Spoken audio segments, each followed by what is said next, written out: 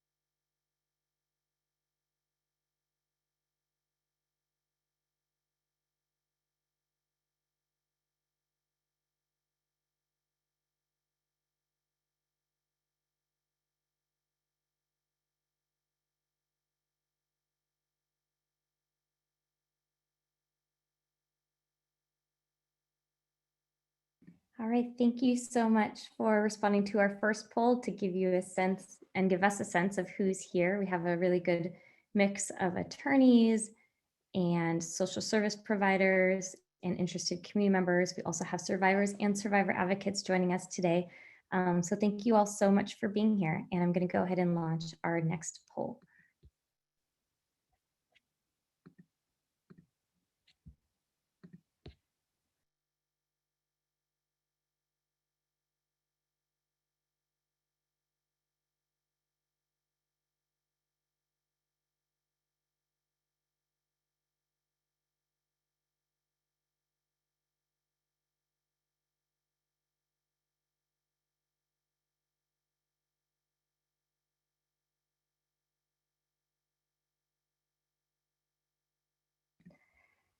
All right, it looks like we have the vast majority of you have worked on trafficking issues and with survivors before. So we are here with a group of experts. This is very helpful for us to know. And finally, one last question. If you've ever worked with trafficking survivors who were trafficked through illicit massage businesses.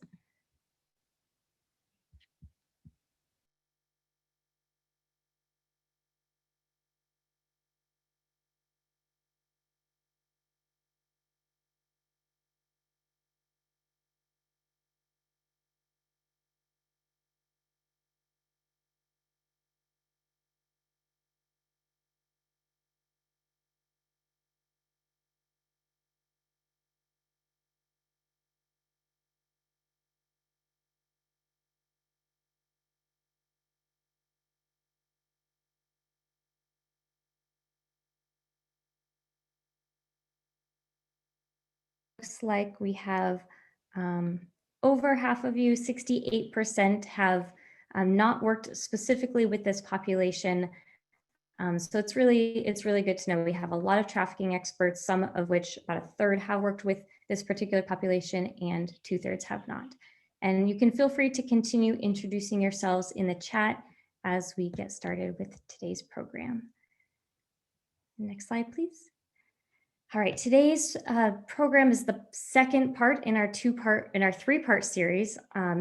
Today's training will focus on a survivor-centered approach to identifying and serving trafficking victims involved in illicit massage. And I will be moderating today and just really welcoming all of you and our amazing panelists. My name is Jamie Beck, and I'm the president and managing attorney of Free to Thrive. Little housekeeping before we jump in. All of you are muted and we can't see you. Feel free to do whatever you need to do to take care of yourselves, whether it's go for a walk or eat your lunch, stand up, move around, whatever you need to do right now. We do have our Q&A chat function open, and we will answer questions during the webinar. We'll mostly save them for the end, but we may take some questions along the way. And also feel free to include your thoughts in the chat. I know many of you are introducing yourselves in the chat, and it's great to see so many friends and colleagues here joining all of us today. And lastly, just note that this training will be recorded and will be sent to all attendees following the training. Before we jump into the content of this training, we just want to take a moment to mourn the lives that were lost this week and just have a moment. I would like to take a moment of silence to really honor the lives that were lost and their memories. So let's take one moment of silence.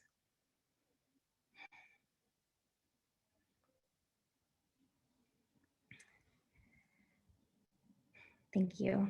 I think we're all still reeling from this really sad and traumatic news, and our thoughts are with the loved ones of these murder victims. Now, there's a lot that we don't know, and we're going to learn a lot more as this investigation unfolds. But what we do know is that this crime was targeted at businesses, massage businesses specifically, that are known to mostly employ people of Asian descent. We also know that 6 out of the 8 victims were of Asian descent. And we know that the suspect, blamed the businesses that he targeted for being an outlet for his sexual addiction. And he said he engaged in the shooting to eliminate the temptation. Now, we don't know if this suspect ever received any commercial sex services from these establishments, and we definitely don't want to jump to any conclusions that he did. We also don't want to perpetuate stereotypes about massage businesses as all offering these services, because that does no justice to the individuals that work at these businesses. We also need to acknowledge that despite what the suspect may have said, that this crime was motivated by racism, xenophobia, misogyny, and white supremacy. This crime took place in a wider context of a long history in the US of racial discrimination towards individuals of Asian descent. And we know that we've seen a huge uptick in hate crimes directed at Asian people in the last year. We have to look at this crime in that broader context and in the historical context of our country. And in the context of today's training, we have to understand that the demand for commercial sex comes from sex buyers, and that's what fuels human trafficking through illicit massage businesses. This is an issue of supply and demand. If there were not people out there who would like to pay money for commercial sex, we wouldn't have human trafficking and illicit massage businesses. And so today we're going to focus on how we as a community can better serve trafficking survivors who are being trafficked specifically through illicit massage businesses in a trauma-informed and culturally competent manner. And I hope that you all take care of yourselves this week. It's a really just sad week for our country, sad week for the community in Atlanta and all of us. And our prayers are definitely with all of those who are mourning. Next slide, please. For those of you who are not familiar with Free to Thrive empowers survivors of human trafficking by providing them with holistic and trauma-informed legal and support services in collaboration with our service partners, and by increasing access to justice for all survivors. If you want to learn more about Free to Thrive, you can visit our website. And it is my distinct honor to introduce our incredible speakers today. These are really experts in this space who have been serving this particular community for many years, and we're really honored to have them and to be able to partner with all of the organizations that they're associated with: Garden of Hope, Sanctuary for Families, and ECPAT USA. Our first speaker is Yvonne Chen, who is the Director of Private Sector Engagement at ECPAT USA. Our next speaker is Eve He, who is a multilingual mental health counselor with Garden of Hope. And finally, Kathy Liu, who is the staff attorney at Sanctuary for Families. I thank all of our speakers for being here today and educating all of us. I highly recommend you check out their organizations and their full bios, which were provided to in advance of this training and will be provided after the training as well, because they really are doing incredible work. With that, I will turn it over to our speakers who will take it from here. I hope you enjoy the training.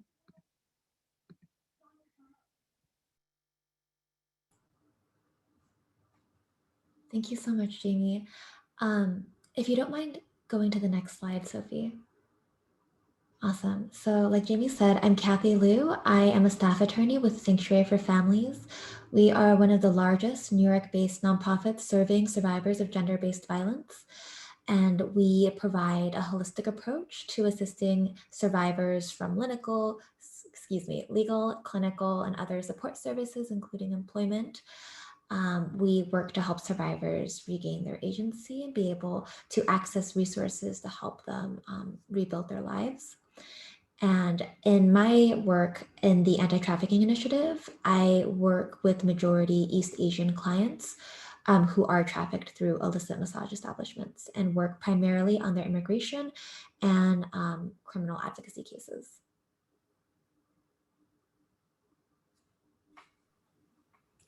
Hi, everyone. So my name is Yvonne Chen. I am the Director of Private Sector Engagement for ECPAT USA. And ECPAT USA's mission is to protect every child's human right to grow up free from the threat of sexual exploitation and trafficking. And so we do this through policy and advocacy, private sector engagement, youth engagement, and community education. And so we focus specifically on prevention and advocacy and working on with young people, as well as educating people who work in the private sector, as well as really doing a lot of work in the legislative advocacy space. Thank you.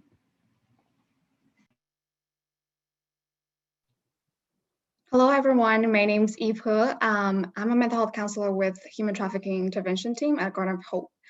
So my agency, Garden of Hope, that we are serving individuals, specifically in Chinese community, who has been exposed to like domestic violence, sexual assault, and human trafficking.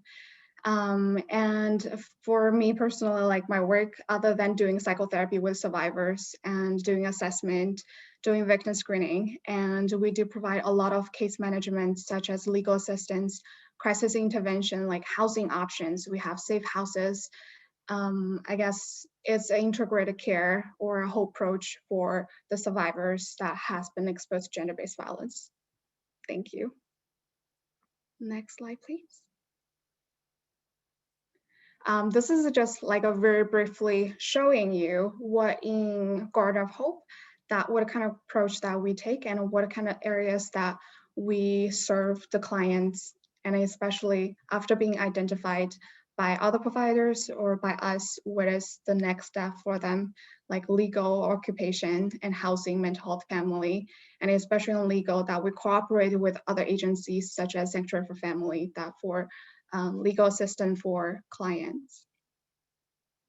Okay, thank you. Okay, so we actually wrote up this current landscape slide well before the shootings in Atlanta 2 days ago, because we felt it was so important to address the spike in anti-Asian racism and violence during the COVID-19 pandemic. And I think what has happened in Atlanta has really just crystallized this for us. I mean, of course, anyone can be trafficked through an illicit massage establishment, but what we have seen is that the trend is predominantly East Asian women. And I think you can see on this panel, all three panelists, all of us are API women. And so it's hard not to see what happened in Atlanta and realize that something very similar could happen to our clients, could happen to people who share our background. And I know that the police captain of Cherokee County near Atlanta said that he refused to say really that there was racial motivation for the crime, despite the fact that it targeted 3 Asian spas and killed mostly Asian women. We can't look at this outside of the context of what is going on right now in the COVID-19 pandemic. I have some numbers on the slide for you. A coalition of API-led nonprofit organizations across the country compiled reports of 3,800 anti-Asian attacks over just 1 year since the pandemic started. And there's a huge gender slant to the data as well. Almost 70% are against women, which I think really highlights the intersectional challenges that API women and many of our clients face in this context. Of course, we see many of these attacks happening on the street, right, in public spaces, but we also see many attacks on API-owned or frequented businesses.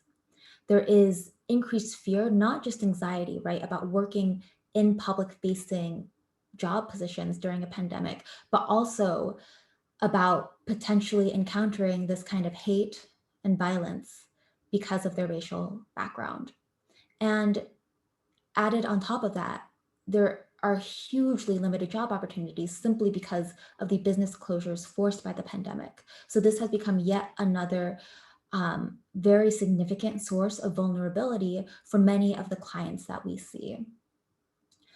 And I also just want to take a moment to say here that the reason that I'm kind of getting on the soapbox here is because I think if you want to do this work with this group of victims and survivors, you need to center this in your work.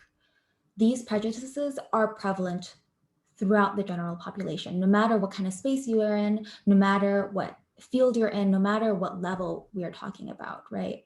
We see these prejudices all around us, including in law enforcement, right? With the police captain that I spoke about who refused to acknowledge a racial slant to the killings based on the shooter's word that it wasn't racial. And a man who, it was later found, he had posted several racist remarks about the quote unquote Chinese virus and even peddled merchandise with the Chinese virus slogan on it publicly on his social media profile before it was deleted yesterday. And what I am trying to get at is that all of us have work to do. We need to work on ourselves. We need to work on the organizations that we are in, as well as the agencies that we partner with. All of us have work to do because as we can see, this is an issue that is deeply rooted in US history. It's an issue that is deeply impacting our clients, even though many of them are recently arrived immigrants and don't know exactly the kind of context that they've been dropped into, but can feel on a visceral level that something about their race and gender is impacting the way that they are seen and treated in the US. So yeah, thank you. Next slide, please. So I now want to get into a little bit more about the trends of what we've been seeing in illicit massage parlor trafficking. Next slide, please. So what we tend to see is a rather complex business model, maybe compared to some of the other trafficking models that we've seen in other areas, because very often what you see is an operation that is purporting to operate a legitimate business front, right? They have some kind of legitimate service that they are purporting to offer. Oftentimes they are licensed, and yet they also serve as fronts for commercial sexual activity. But because of their more legitimate kind of business appearance, they are able to advertise openly in newspapers and other social media networks. These places do tend to have all male clientele, and they are often situated in Asian enclaves. So speaking as someone who works in New York, I very often see clients trafficked through places in Sunset Park, Brooklyn, or Flushing, Queens, New York. Next slide, please. And so this is just one example of a newspaper ad that we see very frequently. So 10,000 per month as salary. We are looking for people who can provide good service for massage in other US states. And so I'd love to get participants to kind of say in the chat whether anything about this advertisement strikes them as a little bit off or might be a red flag.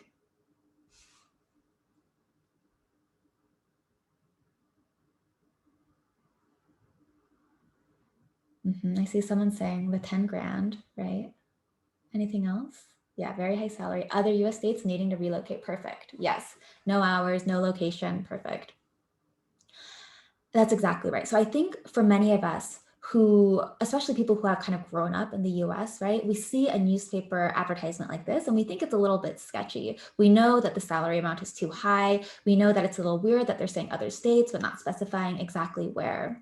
But I also want to point out that oftentimes the people who are answering these newspaper advertisements are recently arrived immigrants, right? Who don't have the same kind of cultural background and knowledge of how things are done in the United States, and who don't necessarily know what the going rate is, right? What is reasonable to expect as a salary, but in fact are operating off of stereotypes or rumors that they might have heard from friends that people in the US just tend to make a lot of money. And so very often, even though we see red flags, right, as people who may have grown up here, these red flags are not readily apparent to many other people. Okay, next slide, please. So here I talk a little bit about a victim profile. As I said before, anyone can be trafficked through illicit massage establishments. And so what I have here is really just a general trend, because this is a question that we get asked a lot. So very often they are women, they are East Asian, and they are in their 30s to 50s, which sometimes surprises people a little bit, because I think especially in mainstream media, trafficking victims are portrayed as being underage, as being teenagers, things like that.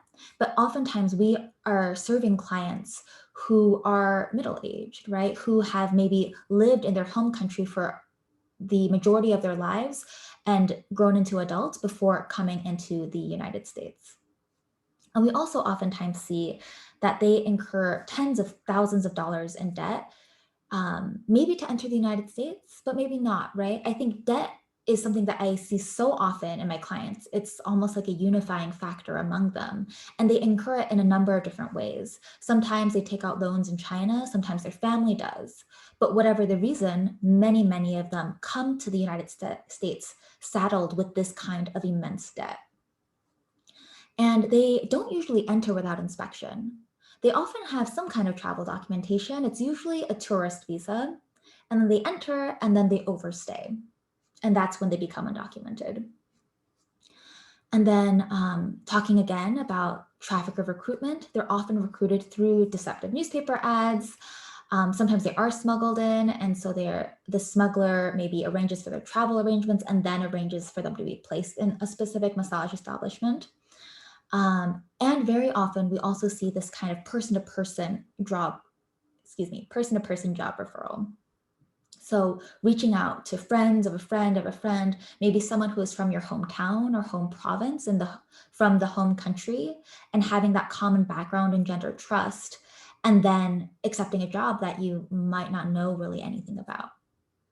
And then finally, one last somewhat idiosyncratic thing that we see a lot is that they oftentimes have already applied for asylum with a different service provider, which I'll talk a little bit more later.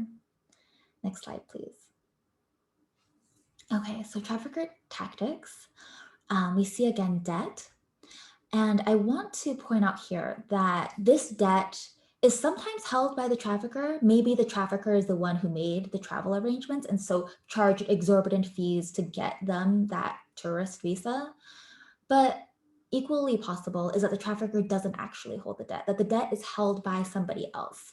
And so these stories are often very complex, right? There's many different parties in the story, and sometimes it just makes for a messier picture. But even if the debt is not held by the trafficker can still use it as a pressure point to coerce the victim, because they know that the victim needs this money. Maybe the family is under threat by loan sharks, and somehow needs to come up with a debt payment. And so this is still a way for the trafficker to exert control over the victim, even if the trafficker isn't actually the one holding the debt.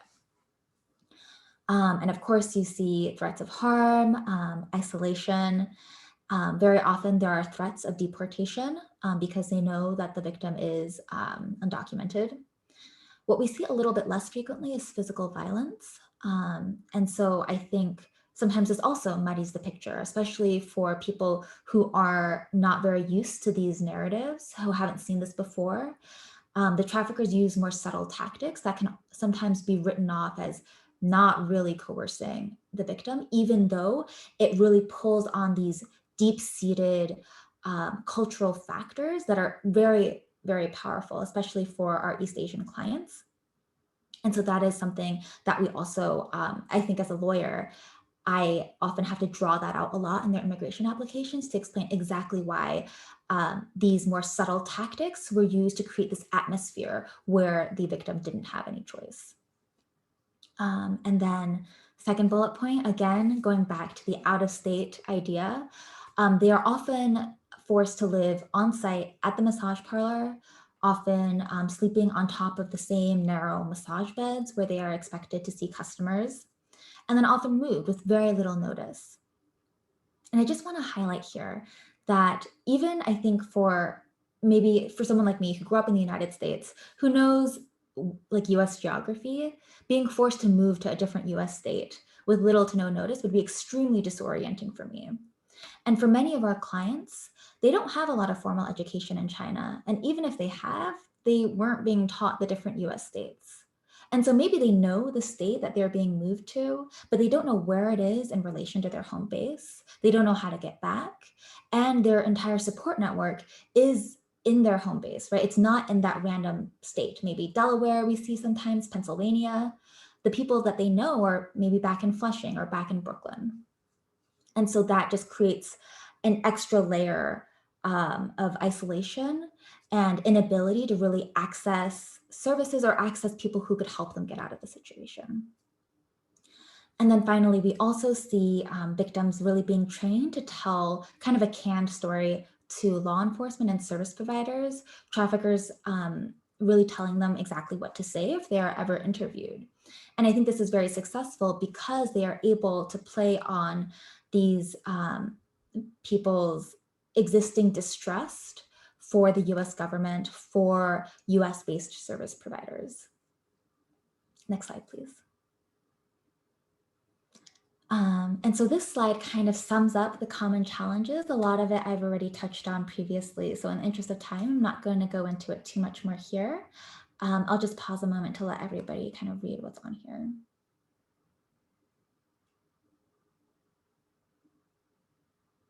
Okay, next slide, please. Okay, so I have a case study here about a client named Mandy, which is a pseudonym. And so I'd like this to be an opportunity for y'all to kind of issue spot. Jamie told me that in the first training, all of you have already been introduced to the definition of trafficking. I also see that over 90% of participants have trafficking experience. So I'd like you to kind of read through this case study and then answer a couple of poll questions about what you're seeing in this lineup of facts. So I think, Jamie, if you don't mind pulling up that first poll associated with this slide.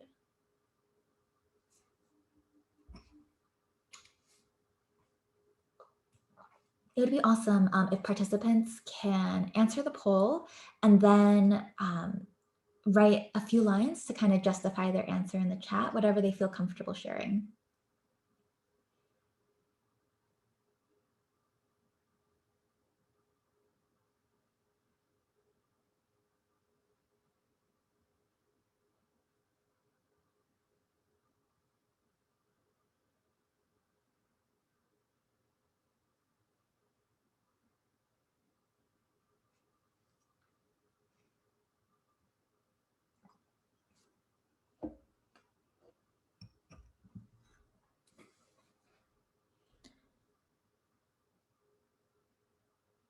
Oh, someone's telling me they can't read the prompt. Let me summarize it really quick. Mandy is from China. Her mother has over $100,000 worth of debt and so pressures Mandy to come to the US to work and send money home. And then she meets Jason, who is a US citizen in the United States, and begins a relationship with him. But he persuades her to work at an illicit massage business to support themselves. And he is the one who drives her to and from work. And he starts demanding to borrow money from her and even just taking money out of her purse without asking. And at the illicit massage establishment, she's sexually harassed and assaulted by customers. She's told by bosses that it's normal, so she just needs to deal with it. And Jason tells her that she just needs to focus on the kind of money she's making because she's supporting their family. And then she's arrested by police, at which point she tells Jason that she wants to stop. And in response, he beats her. And although she thinks about calling 911, Jason always kind of hammers in that he is a US citizen, she doesn't have papers. So if she tries to reach out, she's going to be the one who is in trouble and likely end up deported.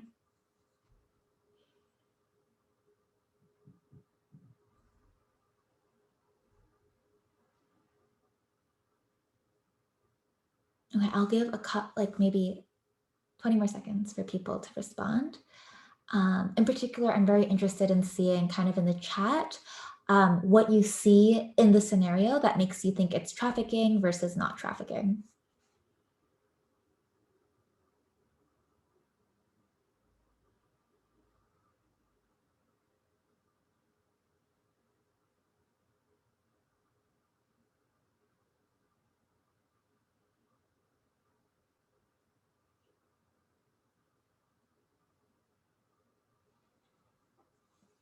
Okay, so I see the results that the vast majority of people said yes to both sex and labor trafficking. So I see people here saying that there's force and coercion, that she doesn't have ability to control her work or finances or call the police. There's also commercial sex acts involved.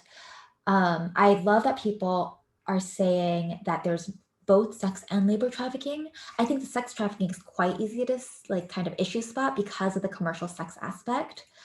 But he's also taking all of her money, right? He's essentially using her as kind of like a source of labor and income. And I love also people are noting the domestic violence, right? The grooming through the relationship. And also, I love also people pointing out that he's the one driving her to work, right? So she doesn't really have freedom of movement. She is either at home with Jason or being driven by Jason to the massage parlor where she's then under the surveillance of the boss and the customers. Okay, can we pull up the second poll question?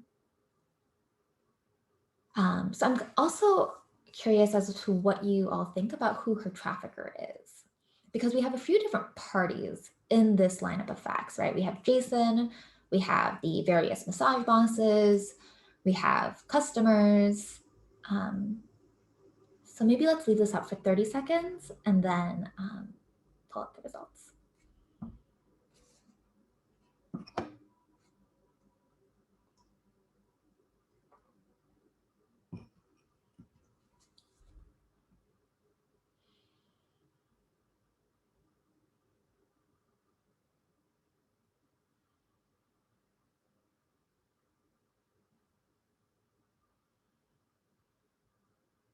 Okay.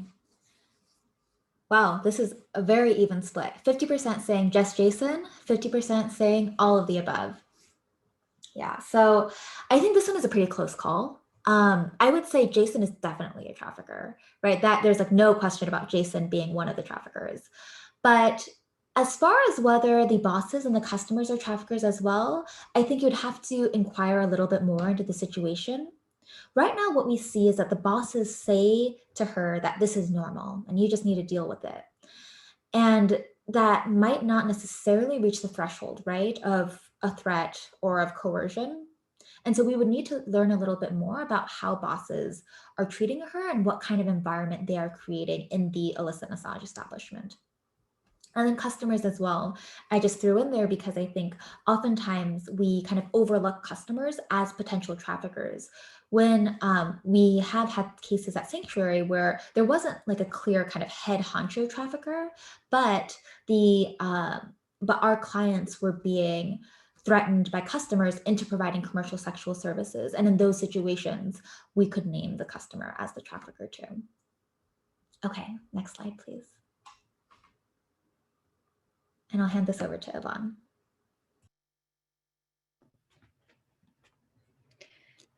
Hi, everyone. So thanks so much for listening to all of that. You know, I think we really also want to emphasize that these people's experiences are one part of their experience. So as the case example kind of shows, a lot of times there are multiple things happening at multiple times. And at many times there's multiple layers to it. People are experiencing multiple forms of trauma, multiple forms of victimization. And so that's, I think, you know, one thing that we do want to highlight. So when we talk about outreach, we want to think about what is the purpose of our outreach? What are we trying to do? And what are we trying to engage, or who are we trying to engage, and what are we trying to do? So for people who want to do outreach to this community, I would ask, what is the purpose of this? Because I think part of it is there are many people who want to get people out of their situations immediately, but I think it doesn't take into consideration the basic necessities that need to be met. So food, housing, it also really doesn't speak to the debt that also plays into a lot of our, the clients that we worked with in their lives. So if the purpose is to get people connected to services, then that's a great opportunity. If the purpose is immediate reaction is to get someone out of a situation that may not be the safest, we want to think about how we're providing other things along that, because it's not only about just getting someone out of their situation. We need to think about the after of that as well. So the purpose of really just engaging with folks, I feel like the best way to really do long-term sustainable outreach is to think about connections. How do we connect with people in this space?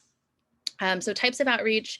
I've done nighttime outreach to massage businesses. So that looked like going to different massage businesses at night in specific areas. And I had gone on a monthly basis. And so really building up relationships with people who are working in those massage establishments.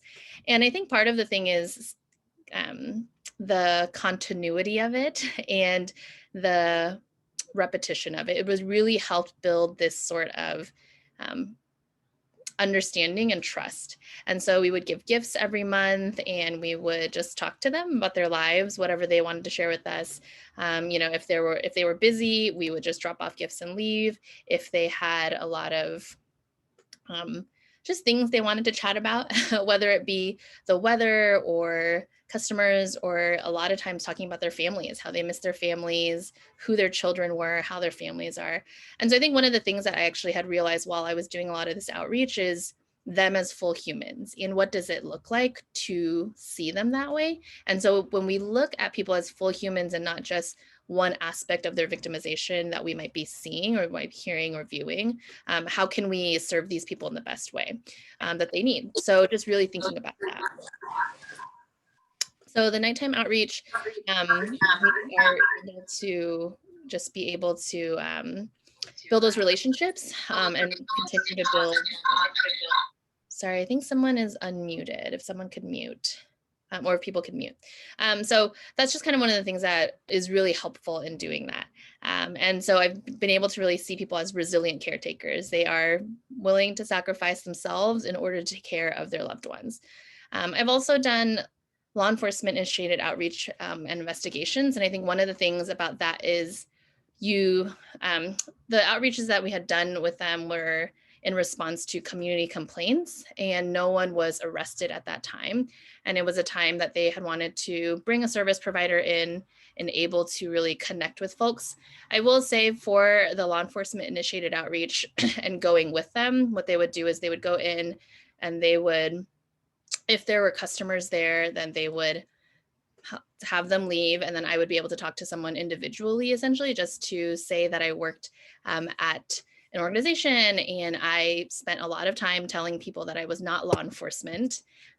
But again, my goal out of those outreaches was to be able to exchange WeChat information, to be able to talk to them and connect with them at a later point.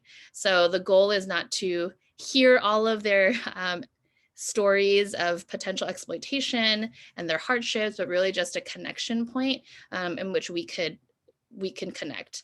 And so I think that's part of the things, like, well, I thought the nighttime outreach was really good, and because it was not connected to law enforcement necessarily, and so there wasn't that piece to it. And because I think we also have to remember, but also explaining what a nonprofit is, a lot of people don't know these systems. And so what is a nonprofit agency? A lot of times home countries have nonprofit agencies, but they're actually connected to the government. So what does that look like? How do we explain those things? What does law enforcement look like in home countries? Thinking about those. Another type of outreach that I had done was the New York State has human trafficking intervention courts. And so what had happened was people who are arrested on prostitution-related charges, also including unlicensed practice, were brought to a diversion court part. And the diversion court part, they had a few options, one which included taking X amount of sessions with a service provider. And so while that was happening, those sessions would really be very catered to what the client had wanted. And so they had options to be able to connect with people. And so those were some of the ways that I had met a lot of the people. And actually with the nighttime outreach I was doing, I actually saw a good amount of people come through that court system. And in that way, I also had built some trust as well, because I think we have to remember that going into a system that you don't know and are not familiar with is very frightening. So really thinking about that is important. And this is, while I think that the intervention courts were a space where I was able to connect with a lot of people. We also spent a lot of time really building trust, because arrests themselves are really traumatic. And so really thinking about that, and there's multiple layers to this, and how we need to be patient, I think, with the time that we spend with people and how we can really foster these relationships with them. And so long-term planning sustainability. So we really need to think about what this means long-term. So if we want to do outreach and we want to connect with folks who are in this space and working in massage businesses and massage establishments, then we need to think about what are some practical needs that we are offering. And this is one of the cultural nuances, but I also think cultural awareness, that piece that we need to understand, that we also have to really think about providing practical needs. I think that clients often are in survival mode that I've worked with, and so they want to think about, but how can you help them practically? Is it bringing their families over? Is it helping them with immigration status? What are some of these things? Because if you're just telling someone that this is not a good situation for them and they need to leave, what other options are we providing? So I think these are just some of the things to factor in, because as much as good intentions can really fuel a lot of outreach, we want to think about the impact as well. Next slide, please.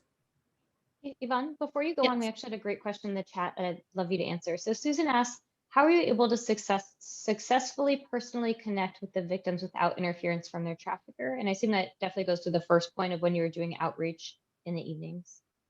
Yeah, so I think one of the things to realize is a lot of times traffickers are actually not in the massage businesses and massage establishments. So a lot of times traffickers are watching people through the cameras and their security cameras that they have. And so I think it really is just building this connection. So I will say, for the street outreach that I did, there were definitely places that didn't allow us in. And then there were other places that allowed us in to connect with them. And I saw multiple people move through different establishments. So I think it really is just about building some of that trust, and then also offering some practical services. So I didn't go in there saying, I want to take you out of this situation, or I want to save you from anything. This is really about knowing them as humans and figuring out, if someone had mentioned that they had talked to, they wanted to bring their family over, they had an immigration person. I was lucky enough to work with Kathy as well. And I would say, well, we have free immigration consultations. So why don't I set up a time for you to be able to do that? It's confidential. I explained what that meant. So really just kind of thinking about some of those things. And so that's how I was able to really connect with people without interference from the trafficker at that establishment specifically. Yeah. And so best practices for identifying people. So again, thinking about the cultural nuances and dynamics, I think explaining things is really important. And so really thinking about, we can't assume that people understand what our systems are. So similar to if I were dropped off, where I arrived in a different country that I did not know the language and I could not read anything. It was nothing similar to the words or letters that I know. How can we really think about how to engage with people who may feel that they don't know everything that's happening? And so some of the cultural nuances where they, I think are really thinking about, how do we talk about things? And so a lot of clients in this specific community may not respond well to specific questions. So even kind of talking about sex and talking about triggering things and talking about assault, things like that, is not a very direct conversation. And so that's something to that we think about. And dynamics, really thinking about how people think about collective and the community. And so if we're asking specific targeted questions about tell me who wronged you, I think it's a really hard question because a lot of times there is so much shame involved, which has also a lot of layers of respect of hierarchy and elders in the community. So there's a lot of different things like that. Native language and speakers or translators, you know, we want to ensure that just because someone speaks the language does not mean they are trauma informed, nor does it mean that they understand the nuances and the subtleties and the coercion and trafficking that is happening in this community. I will use myself as an example. Before I had done this work, I was working specifically with Spanish speakers, but I am Asian American and I do speak the native tongue, but I did not know what trafficking looked like within this specific community. And so I think, you know, we just can't assume that just because someone, you know, and it's a whole nother conversation about how Asians, the continent of Asia is not a monolith, and there are 100 countries and things like that. And so I think those are just some things to keep in mind. And so if people want to reach out to us, we can definitely talk to people about what it means to train translators to be trauma informed as well. Medical outreach, you know, there in New York City, there's an Empower Center that's a clinic that's based out of a hospital in New York City. And it's really thinking about connecting people to services. And so hospitals and healthcare centers often are around the clock, I guess, so that they have accessibility to translators. And this Empower Center is intended for a one-stop shop. So you can get connected to an attorney, you can get connected to a medical care, a social worker and counselor. There's also peer navigators, which typically are survivors who are helping people navigate systems as well, because they've been in part of the system. So just thinking about that. Criminalized victims, it's important to also realize the intersectionality of people being arrested as well for other crimes that are poverty driven. And we want to, poverty is a root cause, one of the root causes of trafficking. So domestic violence also happens. A lot of people, victims of other crimes for like wage theft as well, robbery. People also get arrested for petty theft. So things like that. What other avenues where are you already serving communities, and that they might be experiencing one type of victimization, but what are the other ways that they could be victimized, such as trafficking and such as other traumas. So just kind of really thinking about that is how we can I want to say paint a fuller picture of what outreach can look like, because I think it's really important that we're not only going in with one mindset of how a specific person can look and what trafficking can look like, but it's really important to think about all the other aspects that people are dealing with and really thinking about. We can go to the next slide. And I will hand it over to Eve. Thank you, Yvonne. So in this part, I want to share with you some of my experiences doing assessment and how to identify someone as being trafficked.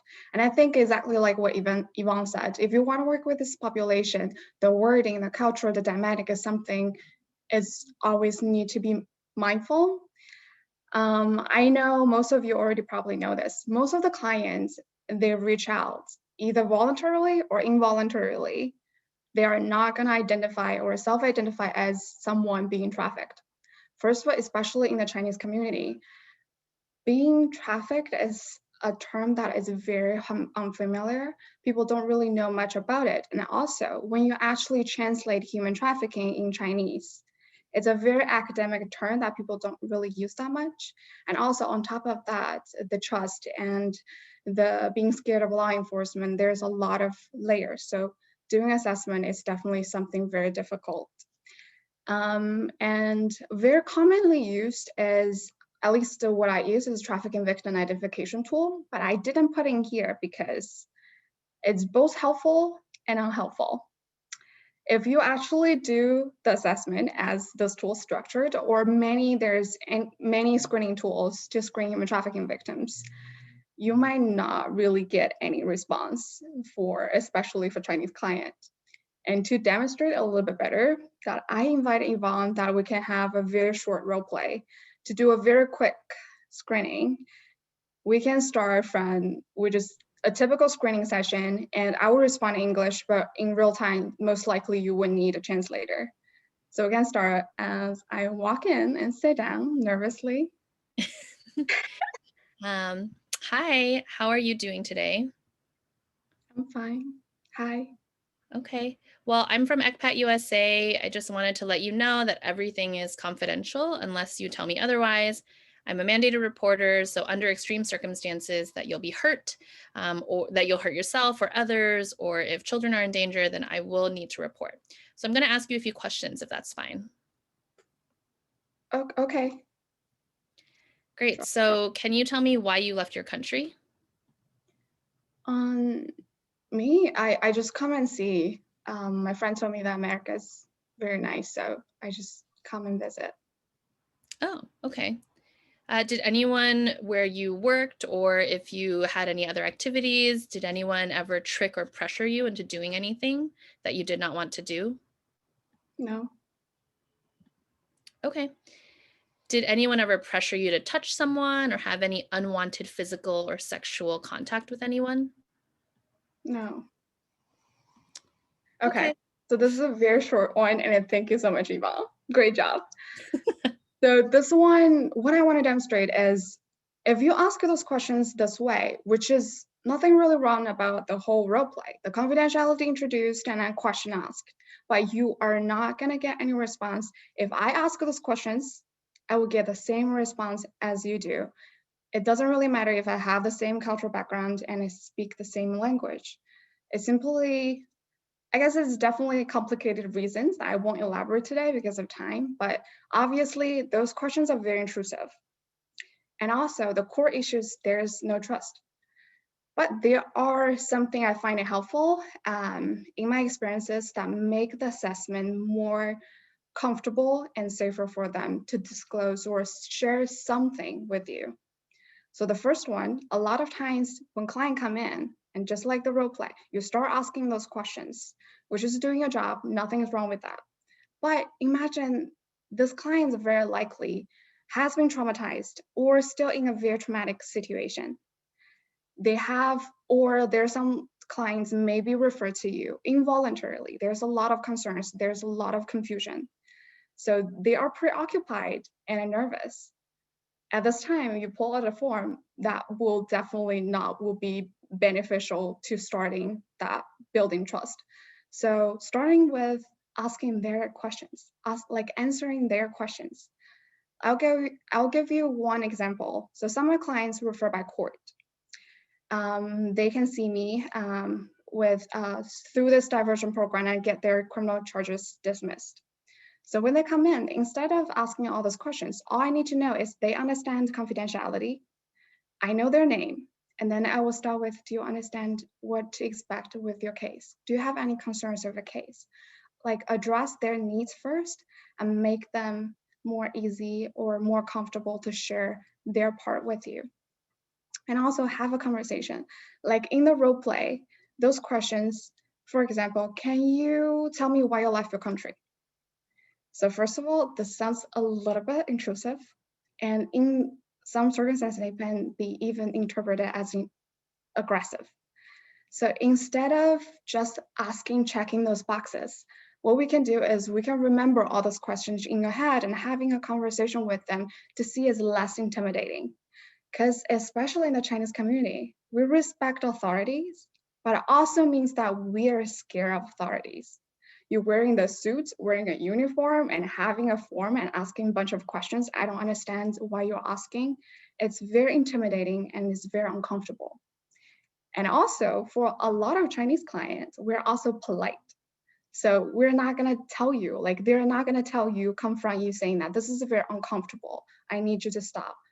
All they would do is passively answer all those questions and feeling violated and then left. And that is all. So having a natural conversation, like the same question, can you tell me why you left your country? It can be easy saying that, oh, like, did you came here by yourself? Do you have any family here to support you? Well, it must be really difficult to living here. Like, I wonder what kind of reasons that make you to come to the US. Show them you're curious and make them feel safer and make the conversation less intimidating. And also give examples. Like, I love a lot of screening tools. There are open-ended questions, especially from perspective in assessment, you definitely not want to be leading your client. But questions like, can you tell me, have you ever, like somebody ever pressured to do something that you don't want to do? This is a very broad, and the client wouldn't really know what direction you're going to. So give small examples to make them better understand why you're asking and what you are asking.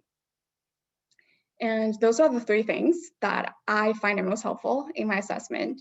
And also the end of the session, please, especially the end of the assessment session, please spend some time to explain why you ask those questions. Even this individual are not yet identified by you as a victim of human trafficking. Those are questions, I look at them, I think it's a violation of my privacy if I was asked. And a lot of people are uncomfortable and they don't know why you ask those questions. It would be great if you can do like a very short version of explanation, or even being great like preventative work of doing education, what is human trafficking? And if this individual is being identified by you as a victim of human trafficking, definitely education's it's going to be incredibly helpful to help them to understand their exploitation, their experiences.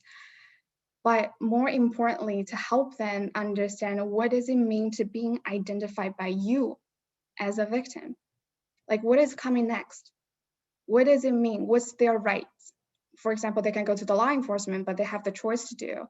What kind of referrals that you can make? What kind of resources is presenting in front of them? Next slide, please. Okay, I believe that there's parts that we wanted to share with you. A survivor would want to share with you her experiences. And let me see if this client has logged in. Yes, she is here with me. But I was wondering if Yvonne or Eve will be just asking the guided questions. Okay, sure. I will I be can do the asking interpretation. I will English. help with the interpretation. So I'll be asking in English. So everyone who's on, we essentially, this is what would typically happen if you don't speak the language. And so we would have an interpreter. So Eve will be the interpreter today, and I'm going to kind of ask the questions. And so, yeah. So if she's on, so thank you so much for joining us today. 谢谢你加入我们，谢谢你今天来到。 Hello. Hi. Hello. Hello. So I'm going to ask a few questions. One of them, we wanted to thank you so much for joining today. But we wanted to ask you, before you connected with any service providers, what were your thoughts and impressions about them? And did you know that they had even existed? 那很感谢你今天就是能够加入这个对话中来哈，然后我们可能会想要问你一些问题。那第一个问题呢，就是在你真正接触到这一些就有给你提供到服务的这些机构啊，或是工作人员啊，你知道或你的印象是什么样子的？你知道他们存在吗？就一开始不知道他们的存在，根本就不知道还有这样的机构，一开始就是全部都不知道。I did not know that they exist. I have no idea that those kind of services are available. Okay. Yeah, that's definitely what a lot of people that we've worked with have said as well. So thank you for sharing that. 谢谢你分享这个，感觉是很多类似有您这样的经历的人，好像都会分享的这样一件事情，就是都不知道这样的服务存在。对， Yes. So because of the services that you received, we wanted to know what are some services that you found were helpful to you. 那接下来一个问题想要请问一下你，你会觉得说，你接受到的服务之中，有哪一些你是觉得有帮助的呢？我觉得最大的帮助就是身份这个对我是最大的帮助，还有在我生活上，也是给予我很大的帮助。I think the most helpful is definitely the assistance I received regarding my immigration, and also the support I have received in my life. Well, we're so glad that we were able to help you with it, and thank you for your patience in it. As you know, American systems sometimes can take a long time. 那很高兴说我们真的能够帮到一些，然后我们也理解说，有的时候在整个过程之中，美国系统可能会都非常的长期，然后需要等待很长的时间。Yeah， 是我知道。Yeah, I know that part. So are there any resources that you found were lacking or that you wish to had access to? 那现在想来的话，你会觉得说有哪些地方，有哪些部分的服务可以改善的呢？或者是说你本来希望说可以有，但是现在其实并没有这样的服务存在的地方？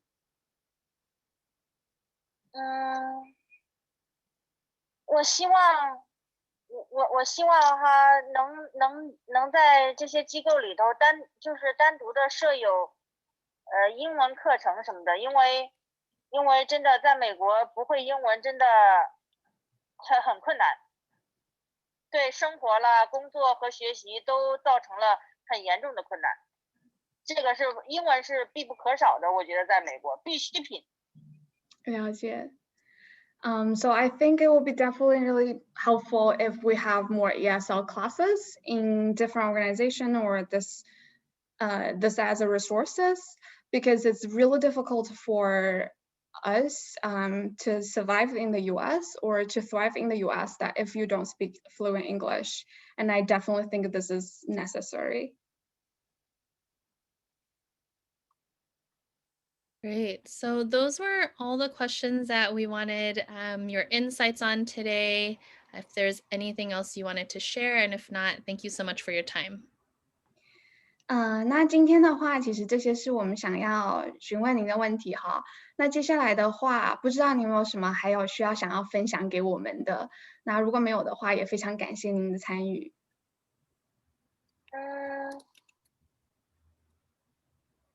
谢律师，我可以说昨天看到的那个新闻的那个事儿吗？可以呀。我就是想说，就是想必大家也看到了那个新闻，就是亚特兰大的那件事情。我觉得我看到这个新闻过之后，我真的我每天生活都是战战兢兢的，就感觉很害怕，特别害怕，特别恐慌。我觉得不安全。我想哈，在帮助我们这些受迫害的妇女的同时，也想倡导一下，像你们这样的机构应该很有号召力，多多的宣传，不要有这些种族歧视。毕竟光那么漂亮，是因为它没有把每个颜色区分开，对吧？So I wanted to share that I think all of you already know the news happening in Atlanta. And ever since I know that, I've been living in fear every day. And so has many people. So today I really want to share with you that I'm really hoping that more organizations, more people would step forward, special organization that you have more reputation and have more voices, stronger voices against racism, against this harm towards our community. And the reason that why US is beautiful because it has many colors. Thank you so much for sharing that. And thank you for your time. 谢谢你分享这些，也是很谢谢你今天来参与，然后来分享。不客气 ，Thank you。 Thank you. Thank you. Thank you so much. Yeah, so I wanted to share a little about her experience. So actually, this client came to us through court, actually. And so, sorry, I live in New York City, so there are noises outside my window often. But so she had come to us through court, and she was essentially connected to Sanctuary for Families in Garden of Hope and different service agencies, which provided multiple ways for her to get connected to services such as legal needs, as well as counseling and such like that. So that's kind of how this client was connected to us. And it's really important to highlight that she has the skills and life experience that actually qualify her for other work in the US. She couldn't access these things as an undocumented person and as someone with limited English proficiency. And Kathy can kind of talk more about this later on as well, but oftentimes when you are still applying for documentation, you're still considered undocumented. So depending on how long that takes, that has a really big barrier. And if you have limited English proficiency, that also is a challenge. And so it's really important that when we develop these services, we're really thinking about the practicalities, like I mentioned before, and the needs to support them. And so, as I said, if we're asking people to leave certain situations, do I have a living wage job for them? Do I have resources for them and for training for beyond what they think that they are only qualified for, which is what traffickers tell them. Traffickers tell them that their only available job to them is working in these illicit massage businesses, and that's the only way that they can provide for their family. So those are just some of the thoughts that we wanted to highlight, and yeah. And I will leave it to, I will give it back to Eve. Thank you. Next slide, please. So I think exactly like what Yvonne has said, if we really want to support the survivor and really want to help them to explore more options, then we do need to have those resources in place. And so we start with aftercare, because assessment after identifying a victim as human trafficking is definitely the very beginning of the whole process. So I want to share with you what, in my experiences, what I see the most as their needs and what kind of resources available right now, but what also and areas to improve. So starting with legal, Kathy, I know will later go in depth talking about their legal needs. So I was just talking very briefly, but oftentimes as service providers with attorneys, we will collaborate together and to help the clients if they have any immigration needs. Do they need T visa? Do they have any cases in criminal civil that they need to address? In terms of mental health, it's definitely, we see a lot of, in this community, a lot of stigma around mental health, but it's incredibly important, especially for our survivors. I definitely see a lot of PTSD, a lot of depression, but also because the cultural part that you might find it difficult if you wanted to refer a client to see a psychiatrist, to see a psychologist for evaluation or something. They might see it as an insult or something. So we can rephrase it in a different way. We can approach it in a different way. Like for me, I often say we just can be here, support you, and we all have moments that we feel upset and things happen that we can talk about it. And in terms of housing, so I don't really see a lot of needs for shelter. I think most of our clients or most of the individuals in Chinese community, there's definitely stigma around living a shelter. And also the restriction of shelter. Like people do want that flexibility because they do need to go to work and they do need to survive and support their families. But what I find incredibly helpful is rental assistance. So including our program that we have up to a year of rental assistance to help the client to stabilize And also not having, especially during COVID, not having those tremendous pressure that they need to travel out of state to find a job. I know there are multiple agencies are offering those rental assistance as a resources. So yeah, definitely be mindful if this could be a benefit for a client. So family support, this is not super common, but some of our clients do have children and do have their family here. And having that extra support is definitely helpful. So employment options. I leave at the end because I think this is one of the area that is need the most, like what Yvonne has described, and also the areas that lack the most. So if you are immigrant, or if you're a Chinese woman in the US, if you don't speak fluent English, if you only have a work permit or undocumented, there are 3 popular jobs that you can choose: restaurant worker, or home attendants, or working a massage. Including Garden of Hope, like we are trying to explore more options like job replacement, job coaching, and also I know there's agencies helping with funding the clients to get scholarship and to do further education, but this is an area definitely needs much more work because there is no real options for the survivors right now, especially in the Chinese community. People don't really have options for jobs. So it's definitely not surprising that people would go back to choose the high risk occupations because there is just no options. And also they need to survive. They need to support their family and themselves. Next slide, please. So cultural competence. We do have 2 questions. Sorry, we do have 2 questions in the chat that I'd love for you to answer before we move on to cultural competency. Can we go back a slide? The first question is, well, actually, I think we're going to get to that later, so I'm going to hold that one off about TNU visas. We'll come back to that in the next slide. But the other one is about family support. The question is, do any of the clients have babies or young children here in the US, or is that less common? I wouldn't say it's super common, but we do have clients have babies or young children in here. So this is also an area of lack of resources. That family support is, so the resources are more tailored to the client. For us, we do have children and youth program that helping with secondary victims, do counseling and do parenting class.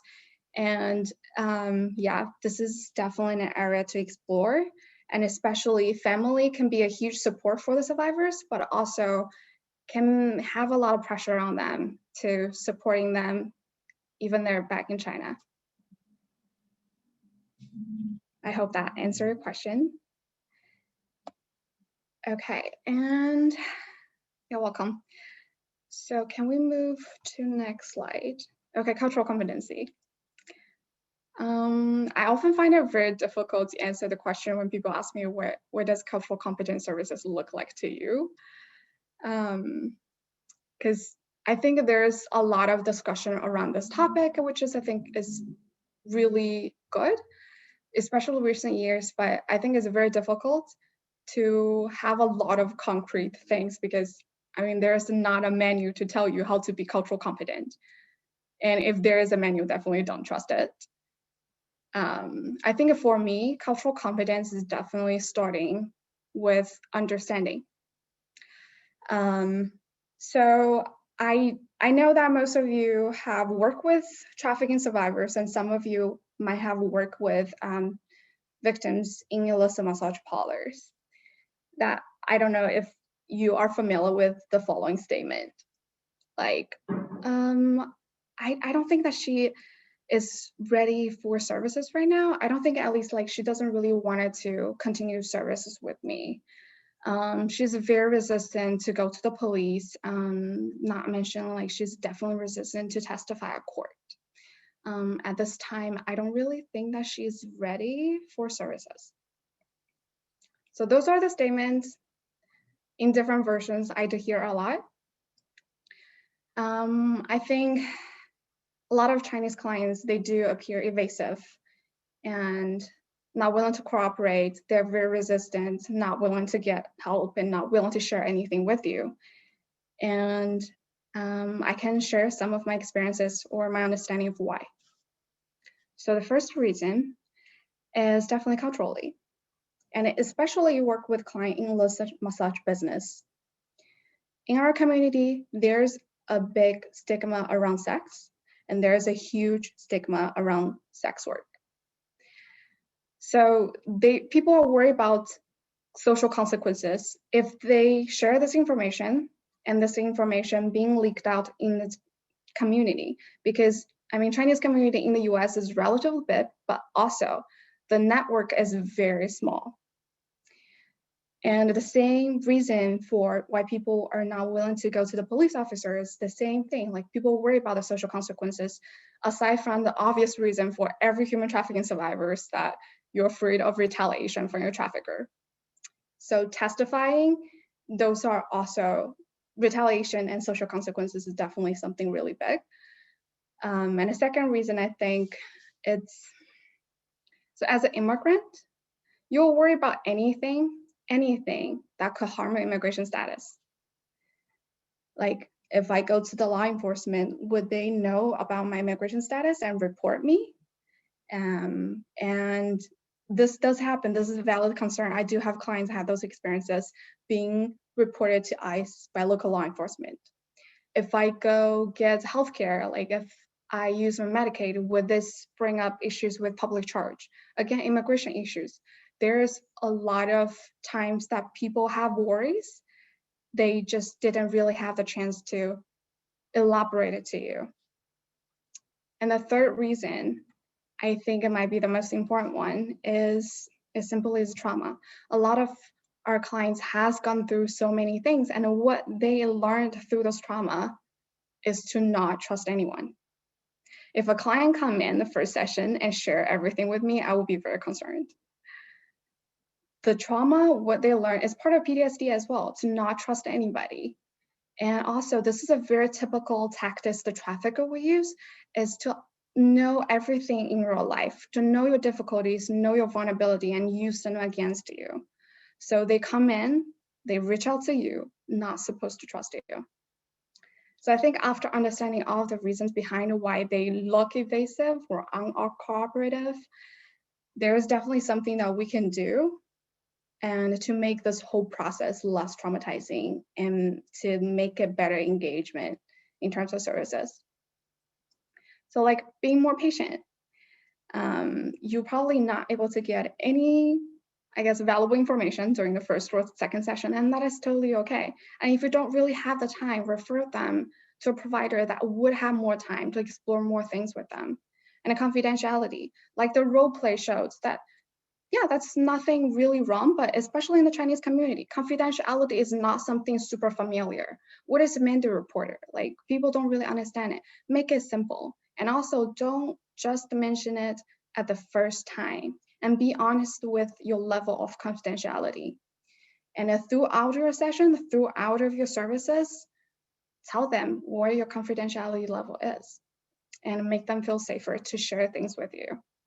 And also be transparent. Be transparent about what's your limitation, what you can do, what you cannot do, and especially be transparent regarding risks. Like, for example, if they go to law enforcement, if they report a case, what is the risk involved? What are they expecting? There are probably many difficulties in front, and be transparent about that. And I guess to get out of a comfort zone.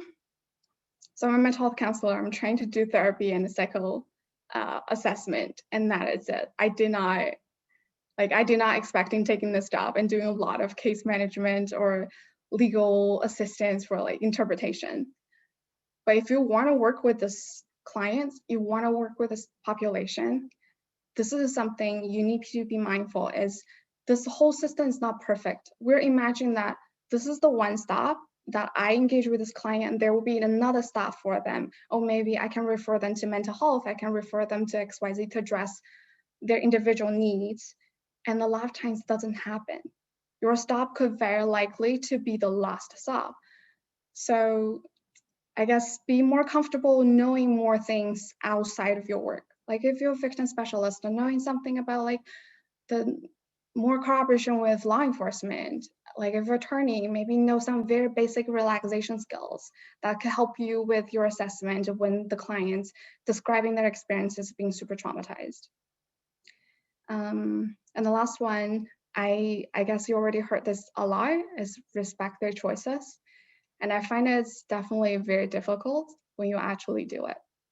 Like oftentimes we forgot those are the individuals. They don't really speak fluent English as you do, or they don't know the system better than you, but they are the survivors and sometimes even much better than us because they survive all of this. And they are totally capable of making decisions in their circumstances. Maybe they don't really have time to explain it to you, but they are making choices, the best choices out their situation. Like I give you a super simple example that, so I have a client that being identified and this client is eligible for T visa, but she's very resistant to get it. And also her immigration status at that time are very concerning.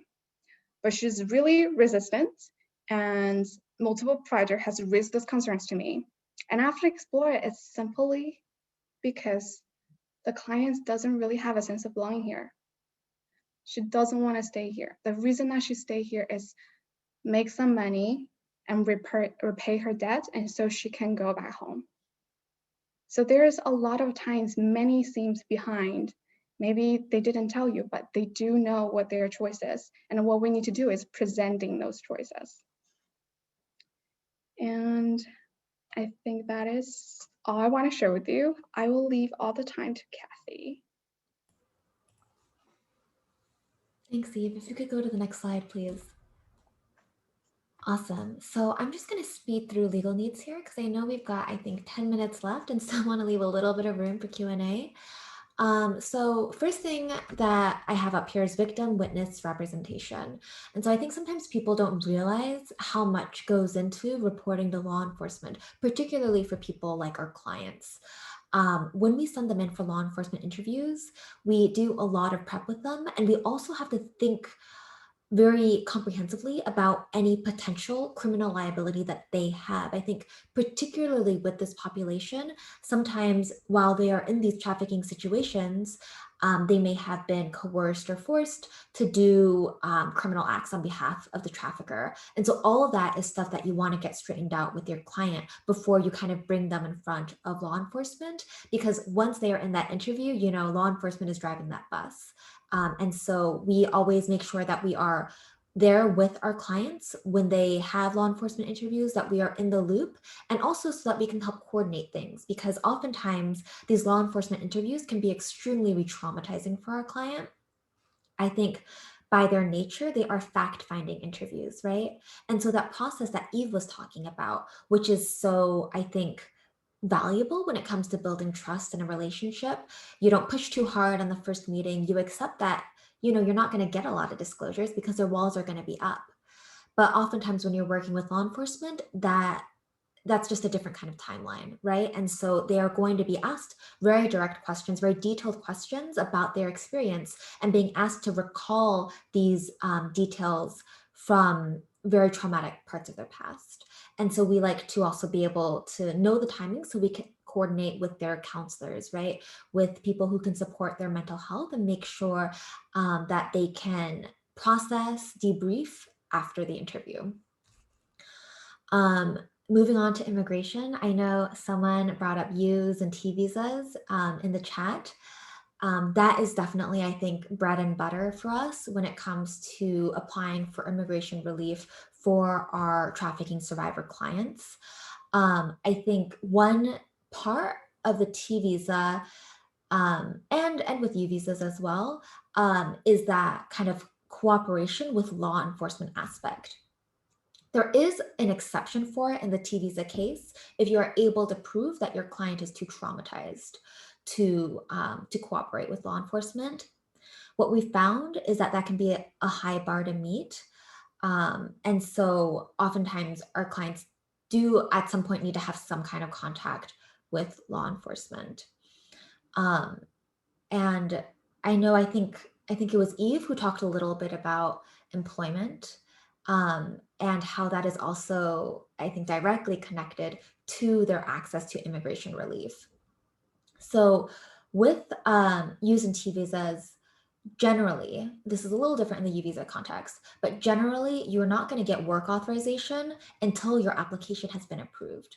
And unfortunately, we've been seeing, I can say specifically for T visas, which are supposed to take a shorter amount of time than U visas, we've been seeing over a year-long waits for our clients. And so during that time period, if we're trying to get them out of an exploitative situation, but then don't have another employment option to offer them, and they don't have work authorization to be able to try to find another job, it puts them in a very difficult position, especially when you consider that many of them are already juggling multiple financial commitments, including very large debts in their home country.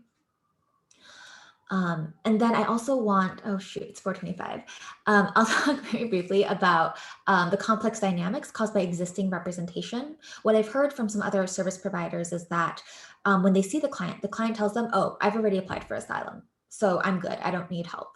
Or they'll say, oh, I already got my work authorization, so I don't need help. We have seen huge patterns of immigration services fraud, particularly among the Chinese community. Oftentimes, these immigration service providers taking advantage of our clients' lack of familiarity with the US legal system and applying for asylum, kind of almost sight unseen, with the client having very little involvement with the process and not fully understanding what is in their application.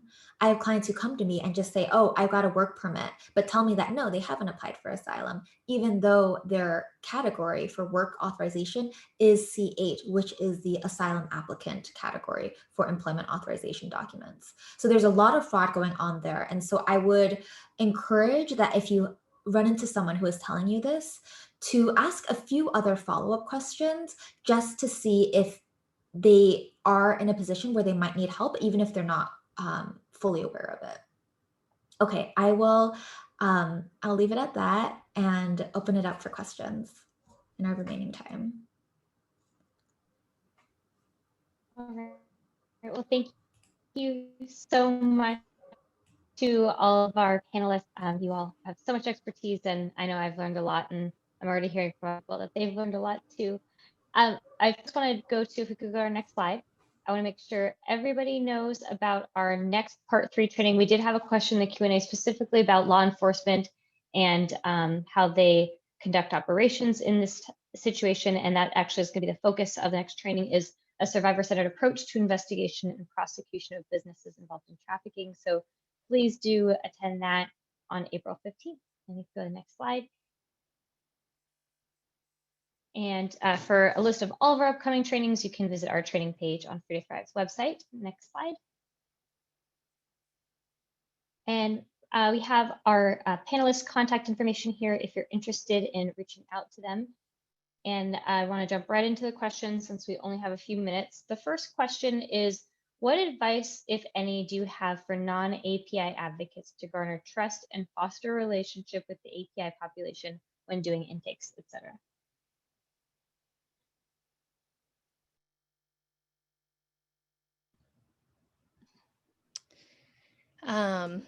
We only have a few minutes. Yvonne, you can go. I was like, we have a few minutes. But you know, I think one of the biggest things is really, I think clients are really observant. And so if you are going to take time to get to know them and to understand them and to gain that trust, I think you have to go in with that.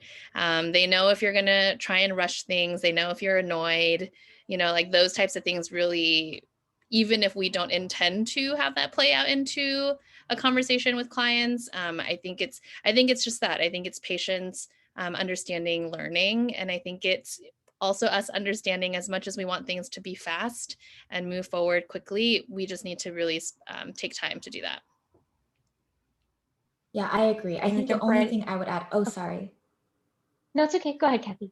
Oh, just really quickly, I was just going to add again, to be patient. I think it might take a little bit longer, but don't let that deter you. I would say if you're worried about building trust with a a client who is Asian American, Pacific Islander, because you are not of that background, like, please don't let it deter you. I think as long as you are genuine and you're patient with them, I have had many clients who worked with non-Asian service providers before me and developed really good relationships with them, even when they didn't speak the same language. So it's definitely possible. Really important. Our next question is, how long on average do you work with your clients? How long, in your opinion, do you believe it takes for a survivor to be able to live on their own without support in the US? I think that's a really complicated question because the timing of it really depends on the person's circumstances and their lives. I will say, I think this question also has to do with privilege in terms of how we view that. Like, do clients have enough services? Are they stable enough? Are they getting enough resources to be stable? Is there overcoming mental health stigma and concern around what counseling looks like? The legal system, as Kathy mentioned, can depend on how long it takes. So I think part of it is some people, it takes many years. Some people it take a year. I think it just kind of depends, but I really encourage people to think about long-term care and not just like a 3-month period. I understand grants sometimes don't allow you to move past that, but really to have a system in place where people can still stay connected, even if the timing may necessarily not work out. We do have a few more questions. We are at time. If any of the panelists need to go, I completely understand. If anybody else is available to stay for a couple extra minutes, we would love to answer a few more questions. Is that okay with our panelists? You're able to stay for a couple more minutes? Thanks so much. Okay, so one question from Dion. How are HT intervention courts different from other courts? And do you feel judges are respectful to survivors referred to your organization? So I would say judges may be inside and out of those courts for the second. Yvonne, Eva, if you want to go, it's please. okay. I can share. So I guess my experience is, so Human Trafficking Intervention Court, I guess, first of all, the whole purpose of it, and also like the diversion program that is specifically designed to explore the individuals with those similar charges and maybe potentially involve those high-risk occupations if there's any victimization, and to prevent it from being further victimized the client and help them to engage in services. But yeah, it's definitely an area that needs a little bit much more discussion. But what I see is in different other courts that is not Human Trafficking Intervention Court, I guess the whole process is less clear. That a lot of times clients don't really know what to expect with the cases, and the collaboration between social service providers, attorneys, and the court is not so close. And I would say the courts are different for every. The courts are different for every state, and it depends on jurisdictions. I think it also depends on like age sometimes, and like what some certain like crimes are like categorized as. So I think that has a lot to do with it. But I mean, feel free to reach out to any of us if you wanted to, if your city or state is interested in doing something like this. Kathy, anything to add before I go on to the next question? No, I think that was perfect. Actually, even Yvonne have been working with the HTICs in New York for actually, I think maybe longer than I have. So they have a lot of expertise. These are really helpful answers. All right, I'm going to make this our last question just because we are over time. Denise asks, on an international level, are we working with our Asian countries on the root causes for them entering into debt prior to arriving or seeking travel to the US? That's a great question. I was actually looking at that in the chat and thinking about it. It's not something that Sanctuary has worked specifically on. I know we have partnered with nonprofits, for example, in China, to raise awareness about gender-based violence. And I think we've had some very successful collaborations on that front. So we haven't worked specifically on the question of debt. And I think this is something that is quite interesting because it's something that ostensibly, so my knowledge is mostly around China, so I'll speak to that area.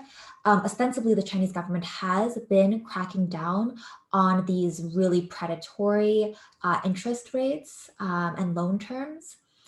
However, I think it's definitely still something that is ongoing, particularly because this practice of loan sharking, I guess you could call it, is so tied to organized crime in China.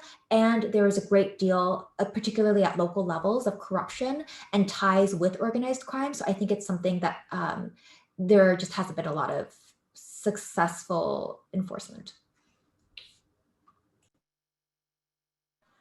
Yeah, and just to quickly add, because we're talking about also root causes, I mean, I do want to also say that we have a lot of root causes still here in like the US. So while we also have people who travel to the US without debt, sometimes there's debt just accrued here from the United States from people who are taking advantage of this population.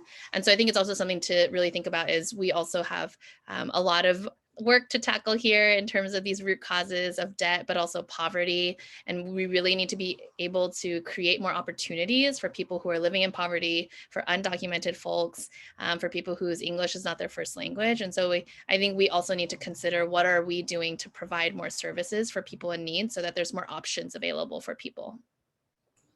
That is such a good point, Yvonne. And I just want to add on to that also that sometimes you even see this accrual of debt much more directly in the trafficking situation. I have had clients tell me that they get to the location that is out of state and then suddenly they are charged for a vastly inflated bus ticket price. They are being charged for rent every single night they stay at the massage parlor, even if they are literally sleeping on the same beds that they are expected to see customers. They are being forced to pay for their work uniform, just a whole slew of other costs that also drive them further into debt and force them to stay in that situation. Those are really, really important points. It was a great question. Thank you so much for our audience member for asking that. I want to wrap up today's incredible training with a comment that was in the chat that is, I think many of us watching share the same feeling, which is just a thank you for educating us today, particularly after the tragedies this week in the API. People are really hurting right now, and just thank you for being open and willing to join us today in spite of this really tough week and educate us all, because it really is so important. And you all did such a beautiful job tying in what happened this week with this training. So just thank you so much to all of you. I'm very grateful to know you and learn from you. And I hope everybody watching and all of you take some time to take care of yourself this week and do whatever you need to do to process and grieve the loss that we've had. Thank you all, and take care.